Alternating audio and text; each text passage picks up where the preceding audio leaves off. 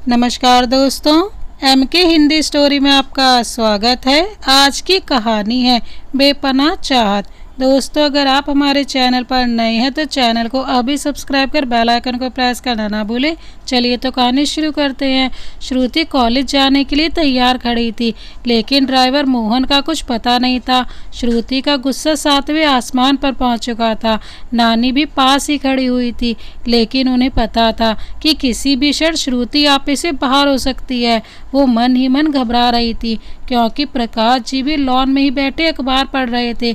नानी नहीं चाहती थी कि श्रुति कुछ ऊल जलूल करे और प्रकाश जी का ध्यान उस ओर जाए। शायद श्रुति भी नाना जी से उलझने के मूड में नहीं थी।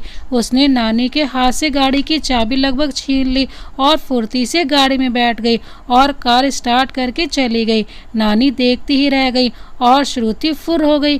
तभी ड्राइवर दौड़ते हुए आ गया और मैम साहब कहकर चिल्लाने लगा। नानी ने तुरंत गुस्से से उसकी ओर देखा। चुप हो जा, अब चिल्लाने से क्या फ़ायदा? वो क्या यहाँ खड़ी रहती तेरे इंतजार में? किसी दिन वो तेरा हिसाब करवा देगी, तो ही दिमाग ठीक होगा तेरा।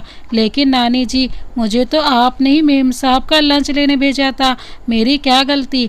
ड्राइवर मिमियाते हुए बोला। हाँ हाँ ठीक है, सब पता है मुझे। शांति से बात बनाने खड़ा हो गया होगा ना?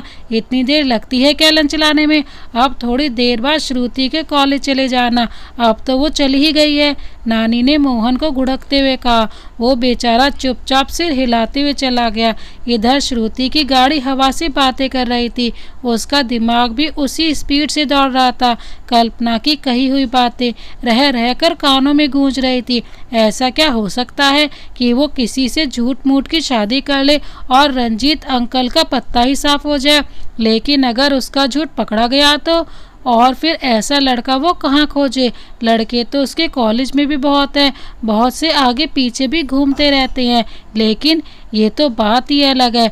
क्या उनमें से कोई इस बात के लिए तैयार हो सकता है? बहुत मुश्किल है भाई। सोचते सोचते श्रुति का दिमाग भिन गया। तभी अचानक सड़क पर एक लड़का सड़क पार करते हुए दिखाई दिया। श्रुति ने तुरंत ब्रेक लगाए, फिर भी रुकते हुए भी कार की हल्की सी टक्कर उस लड़के को लग ही गई। श्रुति का चेहरा तमतमा गया। वह फुर्ती से गाड़ी से उतरी और उस लड़के को कॉलर पकड़कर उठा लिया। अंधे हो क्या? दिखाई नहीं देता क्या? मरना ही है तो किसी ट्रेन के आगे जाकर लेट जाओ। क्या मेरी ही गाड़ी मिली थी इस काम के लिए?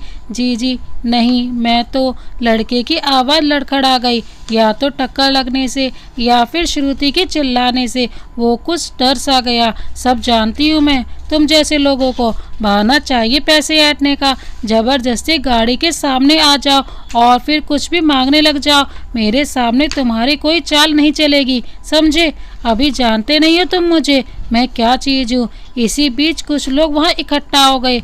लड़के का हाथ सड़क पर गिरने के कारण छिल गया था और वहाँ से खून छलक रहा था। शायद पैर में भी कुछ चोट थी। वह लड़का बिना कुछ बोले चुपचाप लड़खड़ाते कदमों से सड़क पार करते हुए सामने बनी हुई एक छोटी सी चाय की दुकान के अंदर चला गया। श्रुति भी गुस्से से पैर पटकते हुए गाड़ी में बैठ गई और चली गई। उसका कॉलेज भी बिल्कुल ही पास में ही था। दोपहर को मोहन श्रुति की गाड़ी के पास ही खड़ा था। श्रुति ने दूर से उसे देख कर ही अपनी त्योरियां चढ़ा ली। क्यों आए हो अब यहाँ? मैं क्या गाड़ी चलाना नहीं जानती? चले जाओ यहाँ से। मैम साहब, गलती हो गई, अब आगे से नहीं होगी।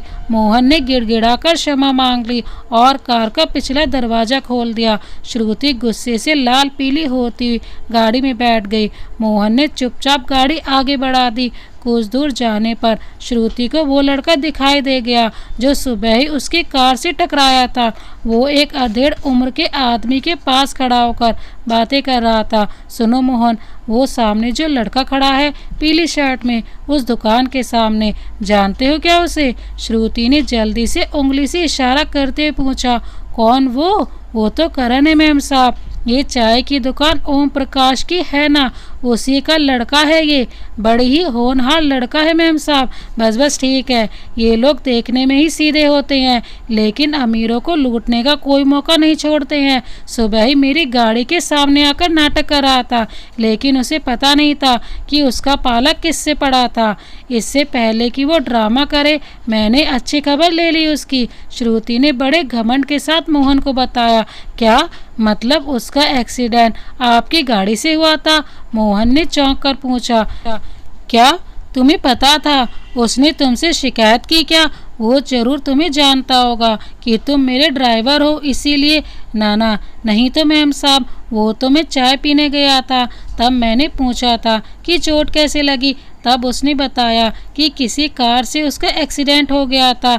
इतने क्यों चल रहे हो? कोई एक्सीडेंट नहीं हुआ, जानबूझकर सामने आ गया होगा कि लड़की है, बेवकूफ़ बनाकर रुपए ऐंठ लूँगा। वो तो मेरे सामने कुछ नहीं चली उसकी, चुपचाप चला गया, नहीं तो और तमाशा बना देती उसका। श्रुति ने अकड़ कर कहा। मोहन ने धीरे से कहा, नहीं मैम साहब, वो ऐसा लड़का नहीं है, बहुत भला लड़का है। इसका मतलब यह है कि मैंने टक्कर मारी उसे, यही कहना चाहते हो ना तुम? एक बार फिर गुस्से से भर उठी। तुम्हारा कोई रिश्तेदार है क्या? श्रुति अब मोहन ने चुप रहने में ही भलाई समझी, क्योंकि मैम साहब कब क्या कर दे कुछ नहीं पता चलता। अभी सुबह ही नानी से भी डांट खाई थी, अब कोई बात नहीं। बस अगले दिन जब श्रुति कॉलेज जा रही थी तो फिर वो लड़का उसकी दुकान पर खड़ा था। आज उसने सफ़ेद शर्ट के साथ नीली पैंट पहनी हुई थी, शायद वो कोई यूनिफॉर्म थी। आज श्रुति ने उसको ध्यान से देखा। अच्छी कदकाठी का गेहुआ रंग का वो लड़का आज कुछ अलग सा दिख रहा था। या तो श्रुति का मूड कुछ ठीक था या फिर वो लड़का शायद आकर्षक ही था। अचानक श्रुति मोहन से पूछ बैठी, क्या नाम बताया था तुमने उसका? किसका मैम साहब? मोहन ने घबरा कर पूछा। श्रुति को अचानक झटका सा लगा। कुछ नहीं, जल्दी गाड़ी चलाया करो, रोज देर हो जाती है मुझे कॉलेज पहुंचने में। श्रुति ने बेवजह ही मोहन को डपट दिया। मोहन श्रुति का चेहरा देखने लगा, वो थोड़ा डर रहा था। मन ही मन श्रुति ने कहा, करण। कॉलेज पहुंचने पर श्रुति ने सबसे पहले कल्पना को ढूंढा। उसके मन में एक बात घूम रही थी कि क्या वो लड़का करण उसके काम का साबित हो सकता है। बेशक शादी झूठी ही करनी हो, लेकिन लड़का कम से कम ऐसा तो हो कि कोई यकीन कर ले कि श्रुति उससे शादी करना चाहती है। अभी तो उसके बारे में भी कुछ नहीं पता, वो सब भी देखना पड़ेगा। कल्पना ने श्रुति की सारी बातें सुनी। यार मतलब सच में तुझे मेरी सलाह अच्छी लगी? मतलब सीरियस है तू? और नहीं तो क्या, कभी ऐसा हुआ है क्या कि तेरा कोई प्लान फेल हुआ हो? यार श्रुति, एक बार फिर सोच ले, ये कोई छोटी मोटी बात नहीं है, तेरी जिंदगी का सवाल है। कल्पना ने अटकते हुए कहा, तो फिर कोई और प्लान बता, कुछ तो करना ही पड़ेगा। कब तक रंजीत से मुझे मेरे ही पैसे की खैरात मांगनी पड़ेगी, तू सोचना। श्रुति ने बड़ी मायूसी से कहा। कुछ देर तक कल्पना चुपचाप को सोच ही रही। यार वैसे तो बिल्कुल बढ़िया प्लान है, लेकिन अगर कुछ गड़बड़ हो गई तो तू मेरा नाम तो नहीं लेगी ना? सोच ले, ये आखिरी फैसला तुझे खुद ही लेना होगा। कल्पना ने श्रुति से सीधे तौर पर पूछा। अरे क्यों डर रही है? कुछ भी नहीं होगा, सब ठीक ठाक हो जाएगा। बस अब सोचना ये है कि वो लड़का करण कैसे तैयार होगा मुझसे शादी करने के लिए। श्रुति ने कुछ सोचते हुए कहा। यार श्रुति, एक बात कहूँ, मतलब सुनकर नाराज मत होना। श्रुति ने प्रश्नवाचक नज़रों से कल्पना की ओर देखा। मतलब क्या ही अच्छा होता ना कि तू अपनी असली शादी के लिए प्लानिंग कर रही होती। बेशक वो इस करण के साथ ही होती, कल्पना ने कहा। श्रुति ने अपने दांत पीसते हुए अपनी कॉफ़ी कल्पना के सर पर दे मारी। चल भाग यहाँ से, कसम से जान से मारने का मन कर रहा है तुझे। कल्पना हंसती हुई वहाँ से भाग गई और श्रुति ने एक गहरी सांस ली और अपनी क्लास की तरफ चल पड़ी। श्रुति की गाड़ी बंगले के अंदर आकर रुक गई। वह गाड़ी से उतरी तो देखा सामने ही रंजीत की गाड़ी भी पार्किंग में खड़ी थी। श्रुति ने बुरा सा मुंह बनाया और लापरवाही से अपने बालों को झटका दिया। वो ड्राइंग रूम के सामने से खटखट चलती हुई अपने रूम की ओर मुड़ गई। तभी पीछे से आवाज आई, अरे श्रुति बेटी, यहाँ तो प्रकाश जी श्रुति को अंदर बुला रहे थे। श्रुति ने मन ही मन बड़बड़ाना शुरू कर दिया। नाना जी भी पता नहीं क्यों मेरे पीछे पीछे पड़े रहते हैं। अरे भाई, नहीं पसंद मुझे वो रंजीत, तो फिर क्यों बुला रहे हैं मुझे उसके सामने? नाना जी के सामने तो वो और भी भला इंसान बनकर दिखाता है। नाना जी भी उसके खिलाफ एक शब्द नहीं सुन सकते। अब देखो कितनी मीठी मीठी बातें करेगा। जी नाना जी, श्रुति ने यथासंभव अपनी आवाज़ को सामान्य करते हुए कहा। अरे बेटा, तुमने अपने रंजीत अंकल से भी नमस्ते नहीं की, तुमसे मिलने के लिए ही इंतजार कर रहे हैं। मन मारकर श्रुति ने सिर हिलाकर रंजीत से नमस्ते कर ली।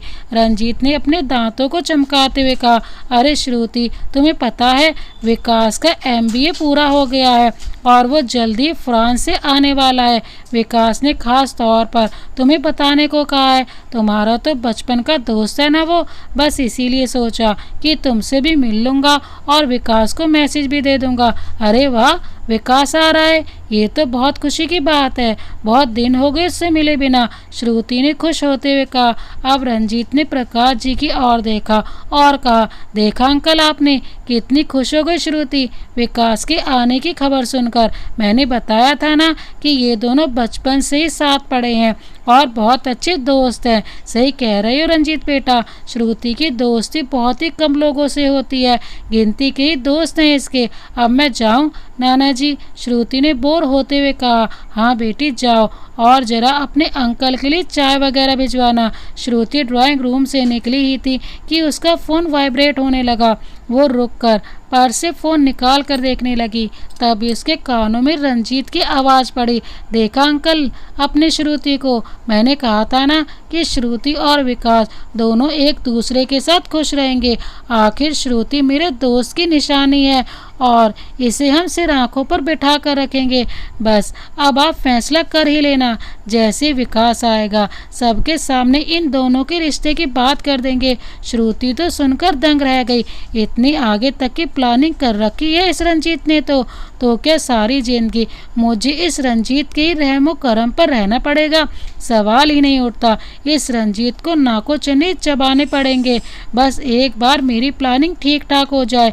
माना कि विकास मेरा अच्छा दोस्त है, लेकिन इसका ये मतलब तो नहीं कि मैं उससे शादी कर लूं, और वो भी तब जबकि वो रंजीत का बेटा है।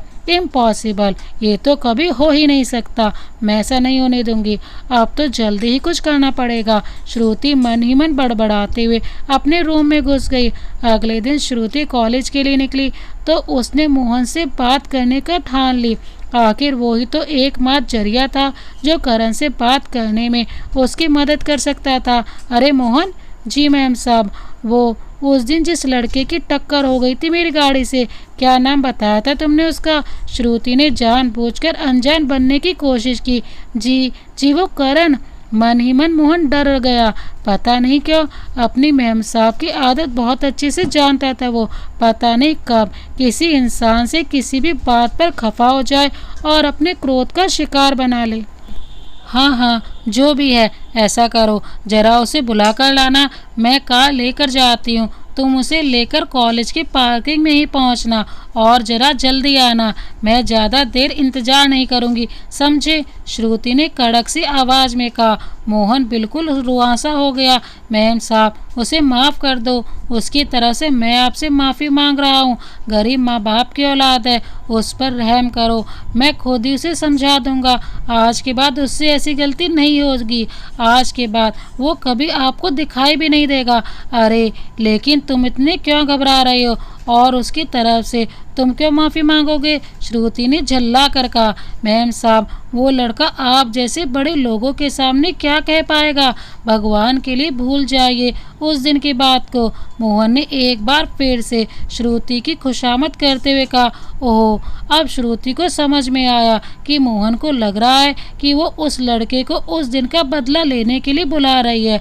मन ही मन श्रुति को हंसी आ रही थी, लेकिन अब उसे एक बहाना मिल गया था करण से बात करने के लिए। चलो ठीक है, माफ़ कर देती हूँ तुम्हारे करण से, लेकिन फिर मैं भी उसे एक बार उसे खुद समझा दूंगी। तुम्हारे कहने से इतना असर कहाँ होगा उस पर, और अगर उसको कुछ इलाज की ज़रूरत होगी तो उसकी मदद भी कर दूंगी। श्रुति ने पासा फेंकते हुए कहा। एक और जोर से झटके से गाड़ी रुक गई। मोहन की आंखें और मुंह खुले के खुले रह जाए। श्रुति की जबान से फूल कैसे झड़ रहे हैं आज। आउच! ये इतनी जोर से ब्रेक क्यों लगाए हैं मोहन? सामने तो कोई भी नहीं है। मोहन, कुछ पूछ रही हूँ मैं, क्या हुआ? मोहन उसी तरह मूर्ति बना बैठा रहा। श्रुति ने गाड़ी से झांक कर देखा। करण की दुकान कुछ दूरी पर ही थी। अच्छा, इसलिए ब्रेक लगाए हैं इस मोहन के बच्चे ने। श्रुति ने अपनी तरफ से ही अंदाजा लगाते हुए मन ही मन कहा। वह गाड़ी से नीचे उतरकर ड्राइवर की खिड़की के पास खड़ी हो गई। अब मोहन ने घबराहट में श्रुति को देखा तो जो उसे उतरने का इशारा कर रही थी। मोहन जल्दी से नीचे उतरा। श्रुति ने हाथ के इशारे से उसे चाय की दुकान दिखाई। इस बार मोहन ने इशारा समझ लिया। फिर भी उसने झिझकते हुए श्रुति से पूछा, मैम साहब, आपकी तबीयत तो ठीक है ना? हाँ हाँ, मेरी तबीयत को क्या हुआ है? तुम ही कुछ अजीब सी हरकतें कर रहे हो। कहते हुए श्रुति ने मोहन को गाड़ी से नीचे खींच लिया और खुद ड्राइवर सीट पर बैठ गई। अब जाओ जल्दी और उस लड़के को लेकर आओ, मैं वहाँ पार्किंग में मिलूंगी। और हाँ, उससे कुछ ज़्यादा कहने की जरूरत नहीं है, समझे? कहकर श्रुति ने गाड़ी आगे बढ़ा दी। मोहन अजीब सी हालत में वहीं खड़ा रह गया। श्रुति कॉलेज की पार्किंग में अपनी गाड़ी से पीठ टिका कर खड़ी थी। उसकी उंगलियां गाड़ी पर ठक ठक कर रही थी, लेकिन उसका दिमाग चक्कर घिनी घुमाना घूम रहा था। उसकी समझ में नहीं आ रहा था कि एक अनजान लड़के से वो कैसे बात शुरू करेगी। बात भी सीधे शादी की, शादी भी कॉन्ट्रैक्ट पर, अलग सी शर्तों के साथ। क्या वो उसकी बात मान जाएगा? यदि नहीं माना तो फिर वो क्या करेगी? क्या इज्जत रह जाएगी उसकी?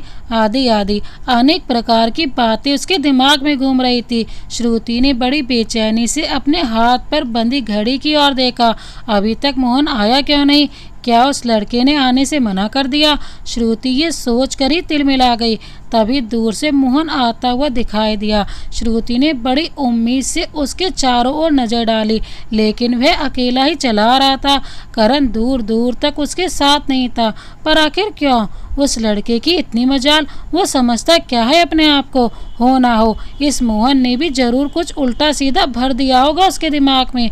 नाली का कीड़ा आखिर नाली में ही पड़ा रहना चाहता है। श्रुति गुस्से से आग बबूला हुई जा रही थी और शायद मोहन ने भी दूर से ये बात महसूस कर ली थी। उसके चेहरे का रंग उड़ा हुआ था।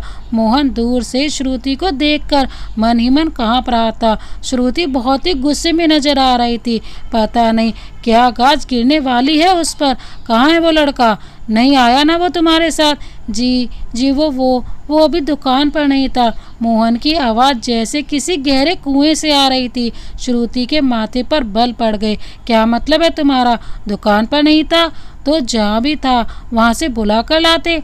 इतनी देर में तो तुम शहर के दूसरे कोने से भी बुला कर ला सकते थे। मैम साहब, आप मेरी बात तो सुनिए। मोहन के गले में अटके शब्द निकल ही नहीं रहे थे। हाँ, क्यों नहीं? तुम्हारी बात सुनने के लिए तो खड़ी हुई हूँ मैं यहाँ पर 1 घंटे से।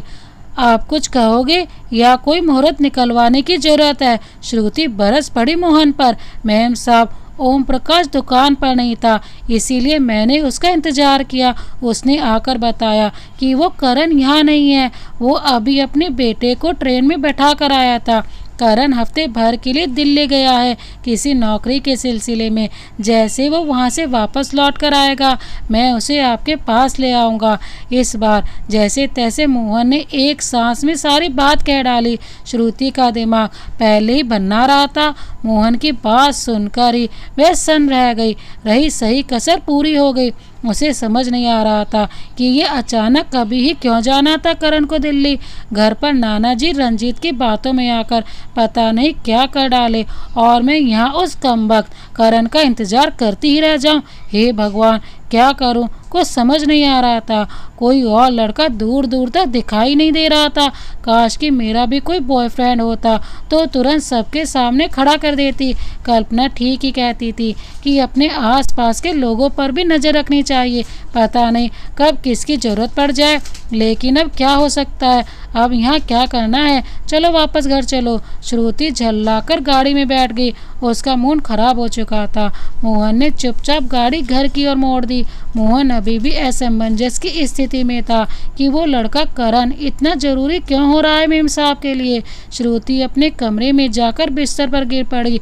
पता नहीं वो परेशान ज्यादा थी या गुस्से में ज्यादा थी। अजीब सी हालत हो रही थी उसकी। अरे श्रुति, आज फिर किसी की नई गाड़ी आ गई है क्या?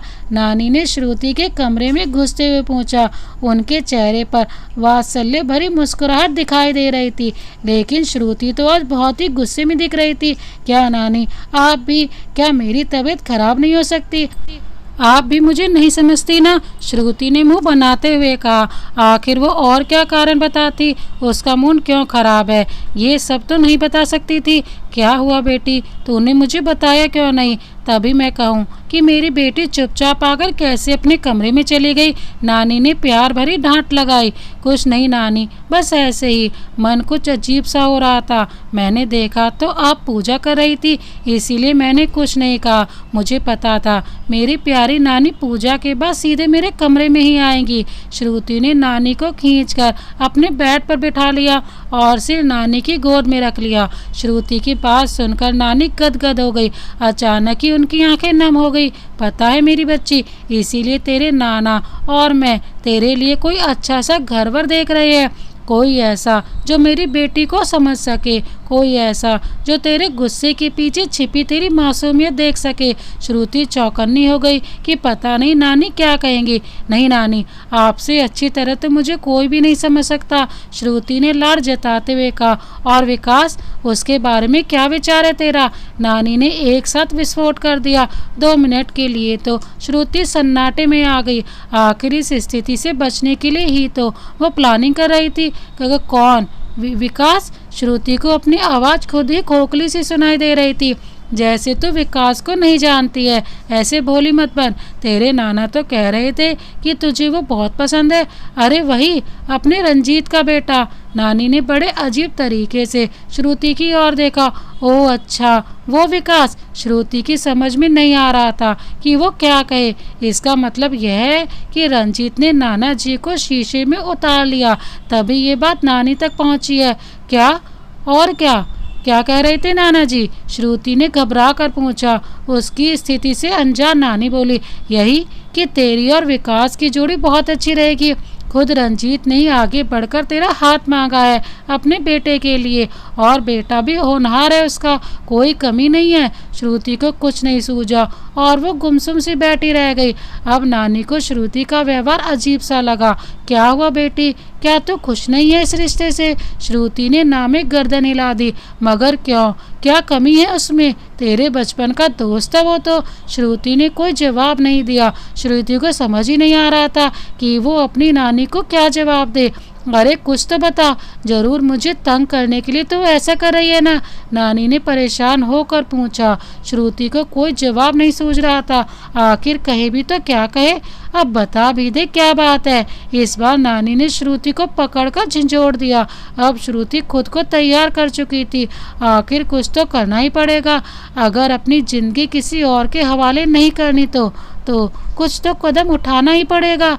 नानी, मैं किसी और से प्यार करती हूँ, श्रुति ने एक झटके से कहा और अपना चेहरा हथेलियों से ढक लिया। उसका दिल धाड़ धाड़ बज रहा था। आखिर उसने पहली बार कोई झूठ बोला था।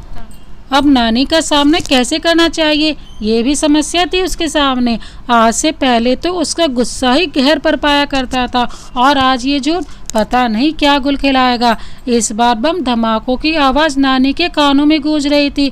उन्हें अपने कानों पर यकीन नहीं आ रहा था कि ये अल्लड़ सी लड़की क्या कह रही है। उधर श्रुति को जब सन्नाटा भारी लगने लगा तो उसने अपनी उंगलियों के बीच एक हल्की सी झिरी बनाकर नानी की ओर देखा।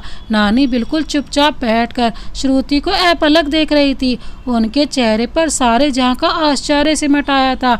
नानी की ऐसी स्थिति में देखकर एक बार तो श्रुति का मन हुआ कि कह दे, ये सब झूठ कहा था उसने। लेकिन अगले ही पल उसके सामने रंजीत का चेहरा घूम गया और कल्पना की नई गाड़ी भी। नहीं श्रुति, बिल्कुल भी नहीं, ऐसी बेवकूफ़ी तेरी जिंदगी बर्बाद कर देगी। संभाल खुद को, अभी तो और भी बड़ी बड़ी मुसीबतें आएंगी। ऐसे डर कर काम नहीं चलने वाला। श्रुति ने अपने मन को मजबूत करते हुए सोचा और धीरे से अपने चेहरे से हाथ हटा लिया। नानी, नानी, क्या हुआ नानी? अपने मन की बात मैं और किसे बताऊं नानी? श्रुति ने बड़ा भोला सा मुंह बनाकर कहा। धीरे धीरे नानी के होशोहवास लौट रहे थे, लेकिन अभी भी वो सामान्य नहीं हो पा रही थी। कौन है वो लड़का? नानी ने जैसे हथियार डाल दिए, लेकिन श्रुति पर एक वार तो कर ही दिया। अब कौन सा लड़का बताओ नानी को?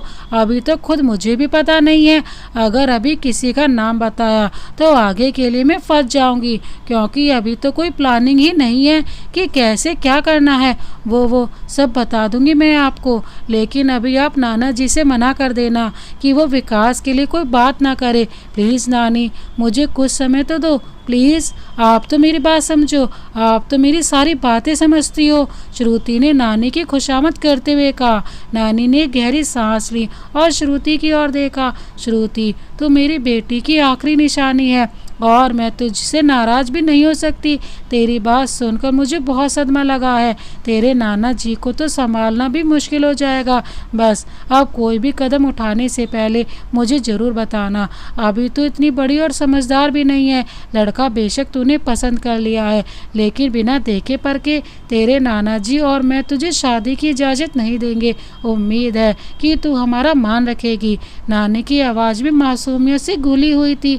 वो चुपचाप उठकर चली गई। श्रुति को लग रहा था कि जैसे उसके दिल पर किसी ने कई टन वजन रख दिया हो। उसका मन कर रहा था कि क्या होता कि विकास रंजीत का बेटा ना होता तो वो उसे अपनी प्लानिंग में शामिल कर सकती थी। अब देखना पड़ेगा कि अपनी प्लानिंग के लिए क्या क्या पापड़ बेलने पड़ेंगे। श्रुति महसूस कर रही थी कि आजकल नानी जी कुछ चुपचाप सी रहती हैं और नाना जी भी जब देखो अपने चश्मे से उसे घूरते रहते हैं।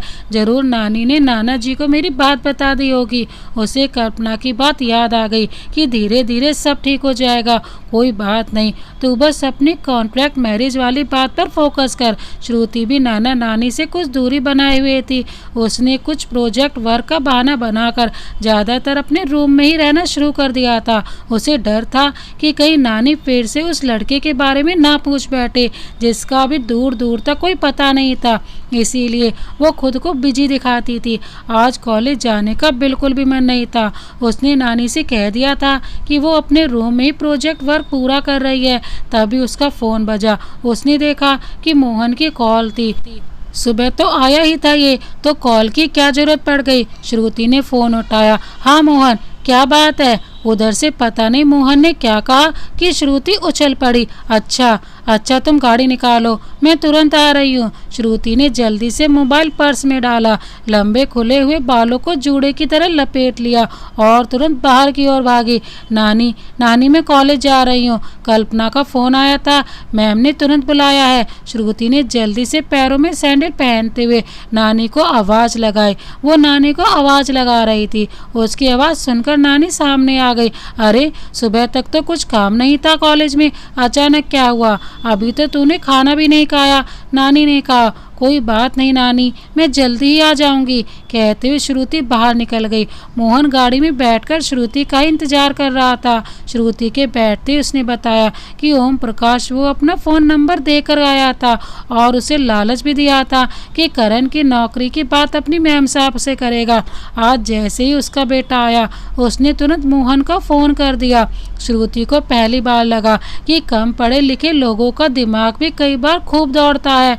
मोहन ने ओम प्रकाश की दुकान से कुछ पहले गाड़ी रोक दी और उतरकर करण को बुलाने चला गया। श्रुति ने गाड़ी ले जाकर कॉलेज की पार्किंग में ही लगा दी, वहीं खड़े होकर इंतजार करने लगी।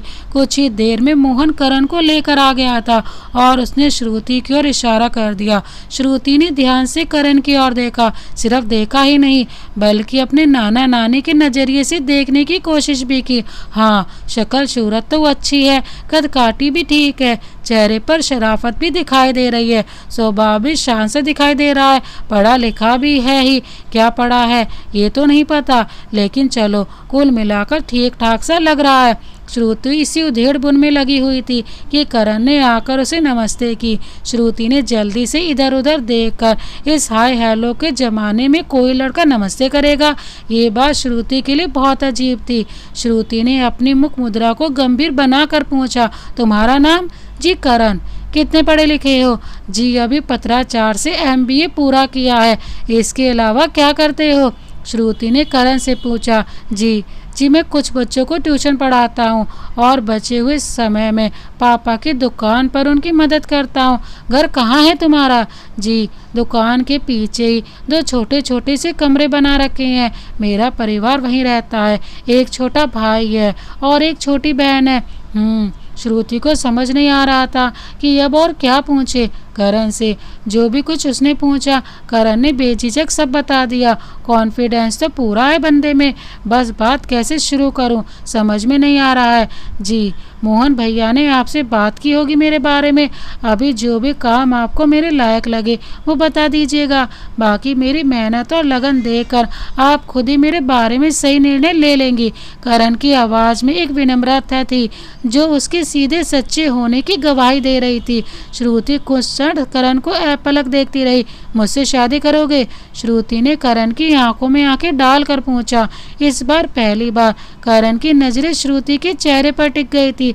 उसका खुद का चेहरा बता रहा था कि उसे अपने कानों पर विश्वास नहीं हुआ कि जो सुना। क्या वही कहा है श्रुति ने? जी उसने बड़ी ही मुश्किल से पूछा। श्रुति की भी स्थिति कुछ ऐसी ही थी, लेकिन फिर भी उसने रूखे स्वर में करण से कहा, कम सुनाई देता है क्या? यह शादी का मतलब नहीं जानते हो? जी मेरा मतलब शादी? मैं तो नौकरी के लिए। शेष शब्द करण के मुंह में ही अटक कर रह गए। यही नौकरी करनी है, क्या कर पाओगे? श्रुति ने अकड़ कर कहा। जी लेकिन आप क्यों करना चाहती हैं ऐसा? मैं तो आपको जानता भी नहीं ठीक से। क्या आप मेरे साथ मजाक कर रही हैं या उस दिन की बात का बदला लेने का विचार है आपका, या कुछ और? अब करण की झिझक कुछ हद तक दूर हो गई थी, इसीलिए वो श्रुति के सामने अपनी बात रख रहा था। तुम आम खाने पर ध्यान दो। पेड़ गिनकर क्या करोगे? बस 2 साल, केवल 2 साल तुम्हें मेरे साथ रहना है मेरा पति बनकर। इसके बदले तुम्हें काफ़ी रुपए मिलेंगे, किसी भी नौकरी से बहुत ज़्यादा। फिर 2 साल बाद? करण ने पूछा। श्रुति व्यंग से मुस्कुराई, जैसे उसे करण की बुद्धि पर तरस आ रहा हो। उसके बाद तुम अपने घर और मैं तो अपने घर में ही रहूंगी। आप एक लड़की होकर ये सब सोच रही हैं? क्या आप शादी का मतलब नहीं जानती? ये कोई खेल नहीं है, जिंदगी भर का सवाल है, जिंदगी भर का संबंध होता है। करण ने तिरस्कार भरी नजर श्रुति पर डाली।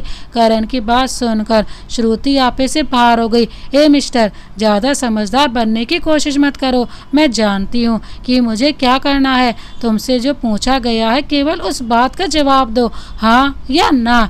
इस बार करण भी भड़क गया। मुझे कोई शौक नहीं है आपके इस खेल का हिस्सा बनने का, और किसी को शिकार बनाओ आप। हम गरीब जरूर हैं, लेकिन हमारा जमीन नहीं मरा है अभी। करण इतना कहकर मुड़ गया। श्रुति ने चारों ओर देखा। कॉलेज के पार्किंग में काफ़ी सारे स्टूडेंट यहाँ वहाँ घूम रहे थे, वरना अभी तक तो वो करण को सबक सिखा चुकी होती। आखिर उसने अपनी जिंदगी में ना कभी सुना ही नहीं था। अपने गुस्से को किसी तरह दबाते हुए उसने एक बार फिर से कहा, सोच लो फिर से। मुंह मांगा पैसा मिलेगा तुम्हें, जो तुम्हें किसी नौकरी से कभी नहीं मिल सकता। करण ने बिना उसकी तरफ देखे जवाब दिया, मैं बिकाऊ नहीं हूँ मैडम, और फुर्ती से वहाँ से निकल गया। श्रुति ने दांत पीसते हुए कुछ भद्दे शब्द से उछाल दिए उसकी पीठ पीछे। उसे जाता हुआ देखकर मोहन जल्दी से श्रुति के पास पहुँच गया। मोहन ने महसूस कर लिया था कि स्थिति कुछ तनावपूर्ण हो गई है। आखिर श्रुति को वो सालों से जानता था। उसका मुंह भांपते हुए मोहन को देर नहीं लगी। श्रुति गाड़ी में बैठ गई और मोहन भी चुपचाप गाड़ी ड्राइव करने लगा। पूरे रास्ते श्रुति ने मोहन से कोई बात नहीं की। श्रुति के दिमाग में करण की बातें घूम रही थी। आज से पहले किसी ने उससे इस तरह बात नहीं की थी, और वो भी करण जैसे मामूली से लड़के ने उसका जो अपमान किया वो उसे भूल नहीं पा रही थी। वो सीधे अपने कमरे में पहुंचकर एक आराम कुर्सी पर बैठ गई। इस करण ने तो उसकी सारी प्लानिंग पर पानी फेर दिया। अब क्या किया जाए? शायद किसी और लड़के की तलाश। उसे कल्पना से बात करने के लिए मोबाइल निकाला। आखिर सलाहकार तो वही थी। तभी अचानक श्रुति के मोबाइल पर कॉल आने लगी। हेलो श्रुति, और ये किसका नंबर है? सोचते हुए श्रुति ने फ़ोन कान से लगा लिया। कौन? श्रुति के माथे पर बल पड़ गए। अरे और कौन, माइका लाल तुम्हें फ़ोन करने की हिम्मत जुटा सकता है। ओहो विकास, तुम इंडिया आ गए क्या? जी मल्लिका आलिया, खुशी हुई कि आपने गुलाम को पहचान लिया। अब बंद भी करो ये ड्रामा। ये बताओ कि कहाँ हो? बंदा अपनी गाड़ी में है और गाड़ी आपके घर पर पहुंचने वाली है, और यदि आपकी इनायत होगी तो आपके साथ बैठकर एक कप कॉफ़ी शौक फरमाएंगे। श्रुति बहुत दिनों बाद शायद खुलकर हंसी थी। उसे विकास से बात करके बहुत अच्छा लगा था। तुम बिल्कुल भी नहीं बदले इतने सालों में। पता है, अपने जोकर से दोस्त को मैंने बहुत मिस किया है। Oh really? चलो देखते हैं कि मेरा कितना अच्छा स्वागत करोगी। अब फ़ोन रखो, मैं तुम्हारे गेट पर आ ही गया हूँ, विकास ने कहा। श्रुति ने जल्दी से नानी को आवाज़ लगाई और फिर शांति को। क्या हुआ श्रुति? नानी ने पूछा। नानी, विकास आ रहा है, श्रुति ने खुशी से बताया। जी मैम साहब, शांति ने आकर पूछा। अरे शांति, जल्दी से बढ़िया सी कॉफ़ी बनाओ, विकास आ रहा है। अरे लेकिन विकास, नानी ने कुछ कहना ही चाहा था, तुमने पुकारा और हम चले आए। डियर नानी, आप नानी है ना श्रुति की? विकास ने गुनगुनाते ड्राइंग रूम में कदम रखा। नानी ने हैरानी से उस लड़के की ओर देखा जो पूरी श्रद्धा से उनके पैरों पर झुक चुका था। विकास नानी के पैरों में झुका हुआ था और नानी उस खूबसूरत से लड़के को ही देख रही थी। उसके होठों पर एक प्यारी सी मुस्कान फैली हुई थी। खुश रहो बेटा, ऐसे काम नहीं चलेगा मेरी प्यारी नानी। जरा अपना हाथ तो मेरे सिर पर रखो, तभी तो आशीर्वाद मिलेगा। नानी ने हंसते हुए विकास के सिर पर प्यार भरा हाथ रख दिया और उसके लिए नाश्ते की तैयारी करवाने के लिए रसोई की तरफ चल पड़ी। और सुनाओ विकास, क्या चल रहा है? श्रुति ने सोफे पर बैठते हुए कहा। विकास भी उसके सामने वाले सोफे पर बैठ गया। वैसे मन तो नहीं है तुमसे बात करने का, बस पुरानी दोस्ती का ख्याल है, इसीलिए आ गया हूँ, विकास ने बुरा सा मुँह बनाकर कहा। उसका मुँह देखकर श्रुति को हंसी आ गई। ऐसा क्या कर दिया मैंने जो इतने नाराज हो? यही तो शिकायत है कि तुमने कुछ भी नहीं किया ना, तो मुझे ही कॉल करनी पड़ी, ना मेरे कॉल का रिप्लाई किया, और तो मुझे एयरपोर्ट पर रिसीव भी नहीं किया। ओहो, तो ये बात है। ठीक है, सॉरी। एक बार फिर से फ्रांस चले जाओ, इस बार तुम्हारी सारी शिकायत दूर हो जाएगी। श्रुति के चेहरे पर शैतानी मुस्कान आ गई। श्रुति की बच्ची, अभी बताता हूँ तुझे, कहकर विकास ने अपने पीछे रखा हुआ कुशन श्रुति की ओर उछाल दिया। ओह माय गॉड, दोनों के मुंह से एक साथ निकला, क्योंकि वो कुशन दरवाजे से आते हुए नाना जी को ही लग गया था, मगर उन्होंने उसे पकड़ लिया। सॉरी नाना जी, वो गलती से, विकास ने हकलाते हुए कहा। श्रुति भी मुंह पर हाथ रखकर अपनी हंसी दबाए हुए थी। नाना जी, ये विकास है, रंजीत अंकल का बेटा, अपनी हंसी रोकते हुए श्रुति ने कहा। विकास अपने कान पकड़कर बिल्कुल सीरियस होकर खड़ा हो गया। उसे देखकर नाना जी की भी हंसी छूट गई। तुरंत विकास ने झुककर उनके पैर छू लिए। नाना जी विकास को ही देख रहे थे। विकास नाना जी के पैरों में झुका हुआ था। नाना जी ने विकास के सिर पर अपना हाथ रख दिया। इतने में नानी के साथ शांति एक ट्रे लेकर आ गई। बहुत दिनों बाद आज सबने साथ बैठकर गपशप की। विकास की बातें इतनी मज़ेदार थी। विकास के जाने के बाद श्रुति ने कल्पना को फ़ोन किया और करण की सारी बात बताई। यार, मुझे तो वो करण को गाय की तरह सीधा लगा था, लेकिन वो तो सांड से भी ज़्यादा सींग मारता है। वही तो श्रुति, आजकल कोई सीधा नहीं है, मौका आने पर ही किसी की असलियत सामने आती है। फिर अब क्या किया जाए कल्पना? करना क्या है, तलाश जारी रख। वो नहीं तो और सही, अपने शहर में लड़कों की कमी तो नहीं है यार, लेकिन अब बात और बिगड़ने वाली है। क्यों, क्या हुआ? अरे यार, आज विकास आया था घर पर, नाना जी और नानी जी से खूब घुल मिल कर गया है। आदत तो जानती ही है तो उसकी। डर ये है कि कहीं नाना जी फिर से रंजीत की बात को लेकर सीरियस ना हो जाए। श्रुति की बात तो तेरी सही है, लेकिन यार जब विकास इतना ही अच्छा है तो फिर उससे ही क्यों नहीं कर लेती शादी? आखिर हर्ज ही क्या है? बस क्या बताऊं, उसके बाप से मुझे हद से ज़्यादा नफरत है, और मैं जानती हूँ कि विकास अपने बाप की ही बातें सही मानता है। दोस्ती अलग चीज़ है और शादी अलग चीज़ है। श्रुति ने बड़े अफसोस के साथ कहा। बस तो डियर, फिर तो कोई दूसरा करण ढूंढ ले, इसी तरह तेरी नैया पार होगी। कल्पना ने गहरी सांस लेते हुए कहा। उधर प्रकाश जी अपने कमरे में बैठकर टीवी देख रहे थे कि नीलम जी ने उनसे कहा, कितना प्यारा बच्चा है ना विकास। वो तो है, लेकिन तुम्हारी लाडली को ये बात कौन समझाए, उसे तो कुछ बात समझ ही नहीं आती। नानी जी ने व्यंग से कहा। वही तो बात है, जवान बच्चों के साथ जबरदस्ती भी तो नहीं कर सकते हैं ना। नीलम जी ने ठंडी सी आवाज़ में कहा। तो फिर करो इंतजार कि कब वो तुम्हें उस लड़के के बारे में बताएगी। मुझे तो तुम उससे बात ही नहीं करने देती। आप गुस्सा क्यों हो रही हैं? मैंने बताया ना आपको कि मैं श्रुति से साफ साफ कह चुकी हूँ कि बिना देखे परखे हम उसकी पसंद के लड़के से उसकी शादी नहीं करेंगे। क्या इतनी आसानी से मान जाएगी वो? मुझे तो नहीं लगता। उसकी जिद तुम मुझसे ज़्यादा अच्छी तरह से जानती हो। प्रकाश जी ने चश्मे के पीछे से अपनी पत्नी को घूरा। नीलम जी को कोई जवाब नहीं सूझा तो उन्होंने चुप रहने में ही अपनी भलाई समझी। मन ही मन वो भगवान से प्रार्थना करने लगी कि या तो श्रुति मान जाए विकास से शादी के लिए, या फिर वो लड़का वाकई विकास से ज़्यादा अच्छा हो जिससे उन लोगों को कोई अफसोस ना हो। उधर रंजीत अपने ड्राइंग रूम में बैठकर कुछ पेपर्स देख रहा था और किसी से फ़ोन पर बात कर रहा था। विकास ने रूम में कदम रखा तो रंजीत ने उसकी ओर देखा और कहा, बड़ी जल्दी आ गई बेटा, श्रुति मिली या नहीं? और उसके नाना नानी? हाँ डैड, श्रुति भी मिली और उसके नाना नानी भी मिले। मुझे तो लगा था कि तुम श्रुति को लेकर कहीं बाहर जाना पसंद करोगे और शायद डिनर के बाद ही लौटो। नहीं डैड, श्रुति भी शायद तभी कॉलेज से आई थी और फिर उसके नाना नानी को भी तो समय देना था ना। उन दोनों से तो मैं फर्स्ट टाइम मिला था, फिर किसी दिन चला जाऊंगा। अब तो मुझे यहीं रहना है ना। देखा कितना समझदार है मेरा बेटा, आखिर मुझ पर ही गया है ना। रंजीत की पत्नी निशा ने विकास के पास आकर बैठते हुए विकास से कहा, ओह मॉम, आप लोगों का ये झगड़ा अभी तक सॉल्व नहीं हुआ क्या कि मैं किस पर गया हूँ? रंजीत और निशा दोनों ही विकास की बातों पर ठहाका लगाकर हंस पड़े। अच्छा विकास, तुम ऑफिस कब तक ज्वाइन करोगे? मेरा सारा स्टाफ तुमसे मिलने के लिए बेकरार है। डैड, ऑफिस तो मैं अभी ज्वाइन नहीं करूँगा, लेकिन आप चाहे तो आपके स्टाफ से मिलने के लिए कल आ सकता हूँ। कुछ टाइम में एंजॉय करना चाहता हूँ और घूमना फिरना चाहता हूँ। ये सब काम तो पूरी ज़िंदगी करने हैं। क्यों मॉम, ठीक कहा ना मैंने? विकास ने आखिर का वाक्य अपनी मॉम की ओर देखकर कहा। निशा तो वैसे ही बलिहारी हो जाने वाली नज़रों से अपने बेटे को देख रही थी। उसकी बात सुनकर तो वो गदगद हो गई। बिल्कुल ठीक कहा तूने विकास, इसी बहाने श्रुति के साथ घूमने का मौका भी निकाल लेना। काफ़ी समय बाद मिले हो दोनों, एक दूसरे को समझना भी जरूरी है। निशा और रंजीत एक दूसरे को देखकर रहस्यमय ढंग से मुस्कुरा रहे थे। ओके मॉम, अब मैं रेस्ट करना चाहता हूँ, बाय कहकर विकास उठकर वहां से चला गया।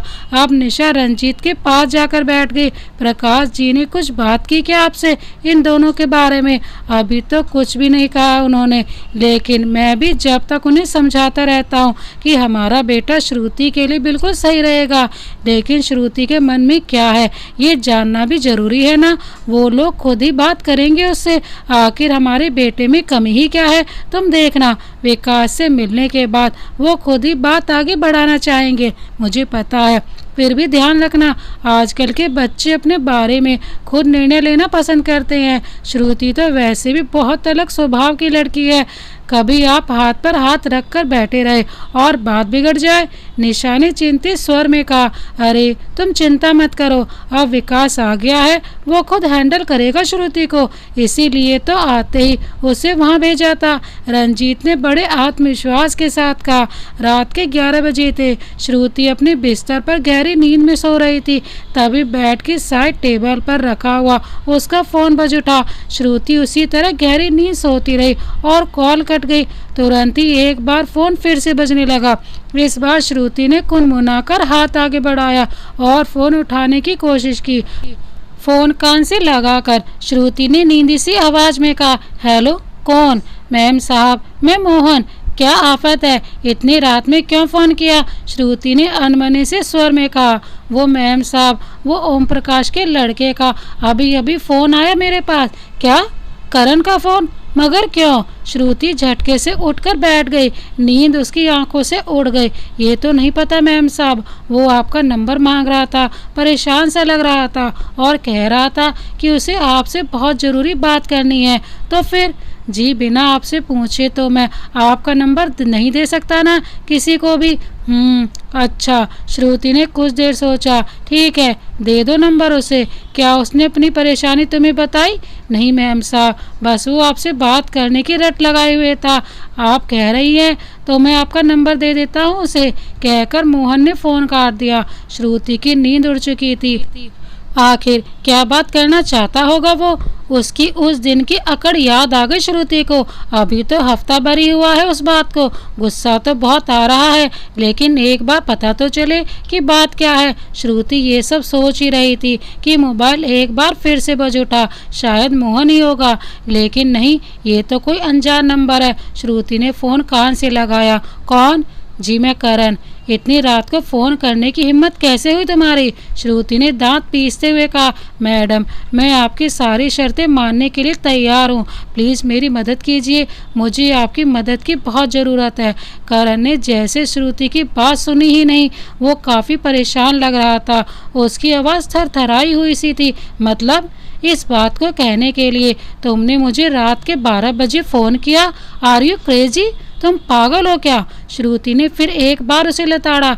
मैडम, मेरे पापा को हार्ट अटैक आया है। मैं उनके साथ हॉस्पिटल में ही हूँ। मैडम, मुझे तुरंत रुपयों की ज़रूरत है। डॉक्टर ने उनके हार्ट का ऑपरेशन बोला है। वो बहुत खतरे में हैं। करण की आवाज़ भर्राने लगी थी। ओह, तो इसीलिए गिड़गिड़ा रहे हो? अब पता चला कि ज़मीर से ज़्यादा रुपया ज़रूरी है जिंदा रहने के लिए। श्रुति ने जले पर नमक छिड़कने में कोई कसर नहीं छोड़ी। आप जो कह रही हैं सब ठीक कह रही हैं। मेरी गलती थी जो मैंने आपकी बात नहीं मानी। अब प्लीज़ मेरी मदद कीजिए। आप जैसा कहेंगी मैं वैसा ही करूँगा। करण ने श्रुति के सामने आत्मसमर्पण कर दिया। ठीक है ठीक है। कौन से हॉस्पिटल में हो तुम और किस डॉक्टर का ट्रीटमेंट चल रहा है? श्रुति ने बड़ी अकड़ के साथ पूछा। जी संजीवनी हॉस्पिटल में डॉक्टर राहुल जोशी का ट्रीटमेंट है, करण ने जल्दी से बताया। ओके, तुम ऐसा करो कि उनसे बोल दो कि वो ऑपरेशन की तैयारी करे। मैं सुबह आती हूँ, फिर डॉक्टर से बात करूँगी। वैसे डॉक्टर जोशी बहुत अच्छे ढंग से मुझे जानते हैं, क्योंकि नानी का ट्रीटमेंट भी वही करते हैं। मैडम, मैं आपका एहसान जिंदगी भर नहीं भूलूंगा। कोई एहसान नहीं है, ये डील है तुम्हारे और मेरे बीच, समझे? अब फ़ोन रखो, कहकर उसने फ़ोन रख दिया। उसके होठों पर एक विजयी मुस्कान तैर गई। अब आया ना ऊँट पहाड़ के नीचे। बहुत अकड़ थी, सब हवा हो गई ना। अब देखो कैसे गिड़गिड़ा रहा है मेरे सामने। अब उस रंजीत की भी अकल ठिकाने लग जाएगी। उस रंजीत के अरमानों पर पानी फिर जाएगा जैसे उसे पता चलेगा कि मेरी शादी उसके बेटे के साथ नहीं होगी। बड़ा आया मुझे बहू बनाने वाला। श्रुति का मन घृणा से भर उठा। अगली सुबह श्रुति हॉस्पिटल गई और डॉक्टर जोशी से मिली और करण के पापा के लिए उनसे बात कर ली। फिर श्रुति करण से मिलने के लिए उसके पापा के रूम में गई। उस समय करण की मम्मी भी वहीं थी। श्रुति ने देखा कि करण की हालत बहुत अस्त व्यस्त थी। कपड़ों पर अनगिनत सलवटें, बढ़ी हुई दाढ़ी, आंखें गवाही दे रही थी कि वो काफ़ी समय से सोया नहीं था। उसकी मम्मी की भी लगभग वही हालत थी। अरे मैडम, आप क्या आपके डॉक्टर साहब से बात हो गई? श्रुति को देखकर करण खड़ा हो गया, साथ ही उसकी मम्मी भी हाथ जोड़कर खड़ी हो गई। हाँ, उनसे बात हो गई है, वो ऑपरेशन की तैयारी कर रहे हैं, श्रुति ने रुखाई से जवाब दिया। करण की आंखों में हल्की सी नमी दिखाई दे रही थी। उसने कुछ भी नहीं कहा, बस एक लंबी गहरी सांस ली और अपनी आंखें कुछ क्षण के लिए बंद कर ली। बेटी, तुम हमारे लिए भगवान बनकर आई हो। तुम्हारा ये एहसान हम जिंदगी भर नहीं चुका सकते, करण की मम्मी ने भीगे हुए स्वर में कहा। श्रुति ने एक नज़र उन पर डाली और करण को बाहर आने का इशारा किया और बिना कुछ कहे बाहर निकल गई। करण की मम्मी उसी तरह खड़ी रह गई। शायद श्रुति उस गरीब बेबस औरत से बात करने में अपना अपमान समझ रही थी। ये बात दूसरी थी, वो औरत के बेटे से शादी का प्लान बनाए बैठी थी। बेशक वो शादी नहीं, एक कॉन्ट्रैक्ट था। इतनी ही अजीब सी है ये दुनिया, सबकी ज़रूरतें जुदा जुदा जुदा हैं। श्रुति कमरे के बाहर खड़े करण के पास जाकर खड़ी हो गई। सुनो, तुम्हें याद है ना कि मैंने तुमसे क्या कहा था? श्रुति ने करण को घूर कर देखा। जी, मुझे सब याद है, आप जैसा बताएंगे वही होगा। करण ने नजरें झुका ली। तो फिर पहले तो अपना ये हुलिया दुरुस्त करो। श्रुति ने अपनी उंगली से करण के सिर से लेकर पैर तक इशारा किया। जी, लेकिन अभी पापा की तबीयत खराब है, बस वो जरा ठीक होकर घर। करण के बाकी शब्द मुंह में ही रह गए। अभी समय लगेगा उन्हें घर पहुंचने में। उनका ध्यान रखने के लिए डॉक्टर है और तुम्हारी मम्मी और भाई बहन भी हैं। तुम्हें अब अपनी डील पर ध्यान देना होगा, क्योंकि अब जल्दी ही मुझे तुम्हें अपने नाना नानी से मिलवाना पड़ सकता है। श्रुति ने तमक कर करण की बात बीच में ही काट दी। श्रुति किसी की बात सुनने की तैयार ही नहीं थी। करण चुप रह गया। ऐसे मुंह मत लटकाओ, तुम्हें अभी बहुत कुछ समझना है। उसके बाद ही तुम मेरे नाना नानी जी को राजी कर पाओगे। अगर उन्होंने तुम्हें रिजेक्ट कर दिया तो बड़ी मुश्किल हो जाएगी मेरे लिए। श्रुति की आवाज़ में झल्लाहट साफ दिखाई दे रही थी। करण का चेहरा बता रहा था कि वो कितना उलझा हुआ है। अपने पापा को बचाने के लिए ही उसने श्रुति की बात मान ली थी, लेकिन इस बात को मन से स्वीकार करने में उसे कुछ समय लगता। ऐसा करो, अभी तुम अपने पापा को देखो। आज इनका ऑपरेशन भी हो जाएगा। मैं तुम्हें कल फ़ोन करूंगी, फिर मैं सारी बातें तुम्हें समझाऊंगी। और हाँ, कल तक अपना हुलिया ठीक जरूर कर लेना, समझे? श्रुति ने धमकी भरे लहजे में आदेश दिया। करण ने अपना सिर हिला दिया और श्रुति वहां से वापस लौट गई। श्रुति ने गाड़ी खड़ी ही की थी कि तभी उसकी नानी ने आवाज़ लगाई। अरे बेटी, कहाँ चली गई थी सुबह सुबह? नानी ने श्रुति को देखकर ही पूछा। नानी, वो रिंग रोड पर पार्क है ना, मैं वहाँ गई थी। काफ़ी दिनों से मैं बोर हो रही थी। अपने प्रोजेक्ट वर्क की वजह से बहुत थकान महसूस कर रही थी, इसीलिए आज मन किया कि सुबह सुबह थोड़ी सैर की जाए। श्रुति ने नानी के गले में अपनी बाहें डाल दी। वास्तव में श्रुति आज कुछ रिलैक्स नजर आ रही थी। ये बात नानी ने भी महसूस की। ये अलग बात है कि श्रुति ही जानती थी कि वो आज इसलिए खुश है कि उसकी कॉन्ट्रैक्ट मैरिज का फर्स्ट स्टेप पूरा हो गया था। उसे करण के रूप में एक लड़का मिल गया था जो उसकी सभी शर्तों को मानने के लिए तैयार था। अब उसका ध्यान सेकंड स्टेप पर था, यानी करण को नाना नानी से मीटिंग के लिए तैयार करना। यदि ये काम बिना किसी विघ्न बाधा के पूरा हो गया तो करण से उसकी शादी हो जाएगी। फिर बाद में देखा जाएगा कि क्या कैसे करना है। शादी के बाद अपने माता पिता की प्रॉपर्टी की आधे हिस्से की मालिक हो ही जाएगी। बाकी आधा हिस्सा वो करण से बाद में अपने नाम करा लेगी। बस फिर कोई टेंशन नहीं। श्रुति ने मुस्कुराकर गहरी सांस ली और फिर अभी कल्पना को भी सारी बातें बतानी थी। अपने रूम में जाते श्रुति ने कल्पना को फ़ोन मिला दिया। उधर से कल्पना उम्मीदी से आवाज़ आई। यार, क्या हो गया जो आधी रात को फ़ोन खटखटा दिया? माय डियर, सुबह के 6 बज रहे हैं। यार, मैं तो सोई ही 3 बजे थी मूवी देखकर। मेरे लिए तो आधी रात ही है। चल बता अब क्या हुआ? श्रुति ने कहा। करण मान गया है, थैंक गॉड। अब हमें कोई दूसरा लड़का नहीं ढूंढना पड़ेगा।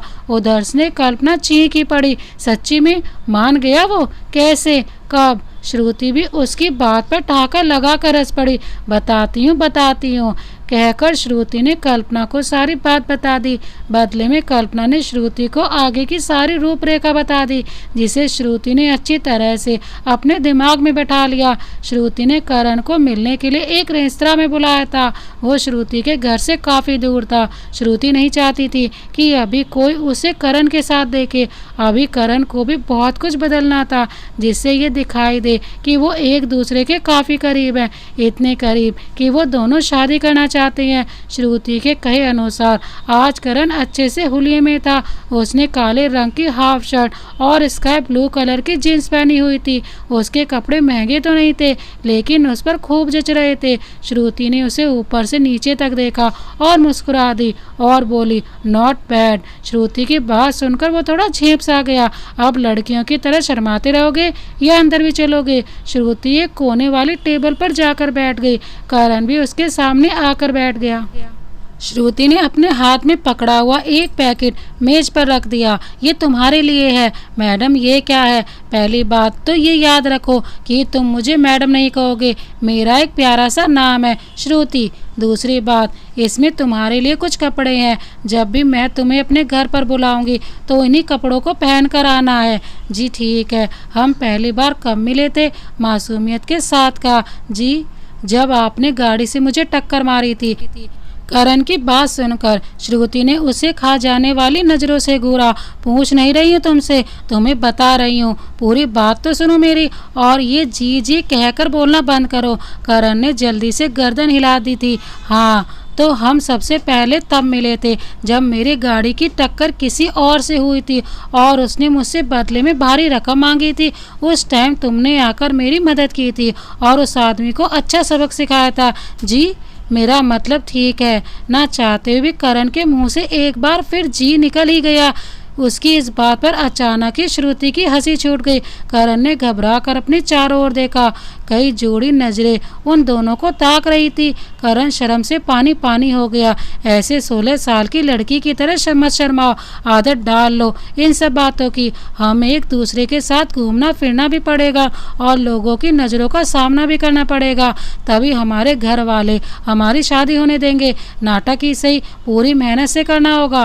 करण ने काफ़ी हद तक खुद को संभाल लिया। अच्छा, तुम्हारे घर का क्या सीन है? तुम्हारे मम्मी पापा तो कोई प्रॉब्लम नहीं करेंगे ना हमारी शादी में? श्रुति ने आशंका जताई। पापा को तो अभी मैं कुछ नहीं बोलूँगा। अभी उनकी हालत ठीक नहीं है और शायद उन्हें ये बात अच्छी भी नहीं लगेगी कि मैं आपसे ऐसे शादी कर रहा हूँ। उनको सदमा भी लग सकता है। हाँ, मम्मी को ज़रूर पता है कि पापा की जान बचाने के लिए मुझे क्या समझौता करना पड़ा है, करण ने बड़े दुख के साथ कहा। श्रुति ने करण का ऐसा चेहरा देखा तो उसे चिंता हुई। करण, तुम बदल तो नहीं जाओगे ना? एक बार फिर से सोच लो, अभी कुछ नहीं बिगड़ा है। अगर एक कदम आगे बढ़ा दिया तो लौटने का कोई रास्ता नहीं होगा। मैं एहसान फरामोश नहीं हूँ। मुझे अपना वादा याद है और तुम्हारी शर्तें भी। मैं तुम्हें कभी निराश नहीं करूँगा श्रुति, करण भावनाओं में बह कर बोला। श्रुति ने आंखें सिकोड़ कर करण की ओर देखा और झटके से उसका हाथ पकड़ लिया। दैट्स लाइक माई बॉय, श्रुति ने खुश होकर करण से कहा। करण श्रुति की इस हरकत से हड़बड़ा उठा। जिस तरह से अब बात की है ना तुमने मुझसे, यही टोन होनी चाहिए तुम्हारी। क्या? करण का मुंह खुला रह गया। अब उसने गौर किया कि भावावेश में उसने न केवल श्रुति का नाम लिया बल्कि उसे तुम कहकर भी संबोधित किया। अब ये मुंह बंद कर लो, कोई मक्खी घुस जाएगी। यार, हम प्यार झूठा कर रहे हैं, शादी झूठी कर रहे हैं, लेकिन दोस्ती तो सच्ची कर सकते हैं ना? इतनी भी बुरी नहीं हूँ मैं। हाँ, बस गुस्सा ज़्यादा आता है। पूरी ईमानदारी से बता रही हूँ। श्रुति ने अपनी बड़ी बड़ी आंखें झपकाई। इस बार करण की हंसी छूट गई श्रुति की बात सुनकर, और इस बार दोनों ने अपने चारों तरफ देखा। फिर से कई जोड़ी आंखें उन्हें देख रही थी, लेकिन इस बार दोनों को अजीब नहीं लगा। श्रुति काफ़ी देर तक करण को अपने बारे में और घर परिवार के बारे में बताती रही। अब करण भी श्रुति के साथ सहज हो गया था। रेस्तरां से निकलकर श्रुति ने गाड़ी निकाली और करण को भी साथ ही ले लिया। अब वो दोनों ही मानसिक रूप से तैयार थे दुनिया के सामने खुद को लव बर्ड्स के रूप में प्रस्तुत करने के लिए। करण को ड्रॉप करने के बाद जब श्रुति घर पहुंची तो वो बहुत खुश थी। अब उसे यकीन हो चुका था कि करण का चुनाव करके उसने कोई गलती नहीं की थी। वो गरीब जरूर था, लेकिन पढ़ा लिखा, समझदार और शरीफ लड़का था। उसने श्रुति की परेशानी समझ ली थी और अब पूरे मन से उसके साथ था। कुछ देर बाद ही शांति श्रुति के रूप में चाय लेकर आ गई। मैम साहब, नानी जी आपको बाहर बुला रही है, शांति ने कहा। क्यों बुला रही है नानी? मैम साहब, रंजीत साहब और उनकी पत्नी आए हुए हैं, शायद इसीलिए बुला रही हैं। अच्छा, विकास भी है क्या साथ में? नहीं तो मैम साहब, वो दोनों ही हैं। अच्छा ठीक है, चाय पी कर आती हूँ। शांति चली गई। श्रुति समझ गई कि आज निशा आंटी भी साथ हैं। तो जरूर टॉपिक विकास और श्रुति की शादी का ही होगा। अब निशा आंटी उस पर बेहिसाब प्यार उड़ेल कर दिखाएंगी और रंजीत अंकल वो तो है ही एक नंबर के ड्रामेबाज। अकेली श्रुति बेचारी क्या क्या संभाले। श्रुति के मन ही मन गहरी सांस भरते हुए कहा। श्रुति अपने रूम से बाहर निकली तो उसे निशा की आवाज़ आनी शुरू हो गई। आंटी जी, हम उम्र हैं विकास और श्रुति, एक दूसरे के साथ समय बिताएंगे तो जरूर शादी के लिए भी तैयार हो जाएंगे। आखिर बचपन में साथ खेले हैं, अनजान तो है नहीं। मैं तो कहती हूँ। इतने में श्रुति ड्राइंग रूम में आ चुकी थी और निशा की बाकी बात पूरी ना हो सकी। श्रुति ने बड़े मेमन से दोनों को नमस्ते किया। अरे श्रुति बेटा, आओ आओ, सच में बहुत मन कर रहा था तुमसे मिलने का। आज तो मैंने तुम्हारे अंकल से बोल ही दिया कि या तो मुझे श्रुति से मिलाने ले चलो, नहीं तो मैं अकेली चली जाऊंगी। निशा का स्पीकर चालू हो गया था। श्रुति ने उसकी बात का कोई जवाब नहीं दिया और नानी के पास जाकर बैठ गई। अरे बेटी, तुम्हारी तबीयत तो ठीक है, बड़ी कमजोर लग रही हो, निशा ने बनावटी चिंता दिखाते हुए कहा। आंटी, पिछले 2 सालों से मेरा 200 ग्राम वजन ही नहीं घटा, तो फिर मैं आपको कहाँ से कमजोर नजर आ रही हूँ? श्रुति ने सीधे तौर पर पूछ लिया। एक बार को तो निशा की बोलती बंद हो गई, लेकिन अगले ही पल उसने फिर अपना मुंह खोल दिया। वही तो मेरी समझ में नहीं आ रहा है कि आखिर तुम अपने खाने पीने का ध्यान क्यों नहीं रखती हो। मुझे तो तुम कमज़ोर ही रखती हो। 2 साल में वजन तो बढ़ाना चाहिए था ना बेटी। निशा ने अपनी ठोड़ी पर उंगली रखते हुए कहा। अरे आंटी, आप मेरी चिंता मत करो, नानी मेरा बहुत अच्छे से ध्यान रखती हैं, आप अपनी चिंता करो। आपका वजन तो 10 साल से उतना ही है। श्रुति ने निशा के दुबले पतले शरीर की तरफ इशारा किया। निशा अंदर ही अंदर जल फूंक गए। इससे पहले कि वो कुछ और कहती, रंजीत बीच में ही बोल पड़ा। देखा कितनी हाजिर जवाब है हमारी श्रुति। इस बार श्रुति ने रंजीत को लगे हाथों लिया।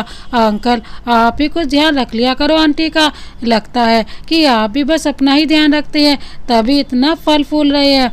श्रुति ने रंजीत के निकले हुए पेट की ओर इशारा किया और हंस पड़ी। श्रुति, ये कैसे बात कर रही हो तुम अपने अंकल आंटी से? श्रुति के नाना जी ने डांटते हुए कहा। अरे नहीं अंकल, श्रुति तो बचपन से ही हमसे मजाक कर लेती है, इसमें बुरा मानने वाली कौन सी बात है ना श्रुति बेटा? रंजीत ने अपनी पूरी बत्ती सी दिखा दी। उसे श्रुति की बात बुरी तो लगी थी, लेकिन वो दिखाना नहीं चाहता था। श्रुति ने एक बार नानी की तरफ देखा और तुरंत वहां से उठकर चली गई। रंजीत और निशा देखते ही रह गए। दोस्तों, इस कहानी को यहाँ तक देखने के लिए आपका बहुत बहुत धन्यवाद। इस कहानी को आगे देखने के लिए देखिए इस कहानी का भाग 2, जिसका लिंक डिस्क्रिप्शन बॉक्स में मेंशन कर दिया जाएगा।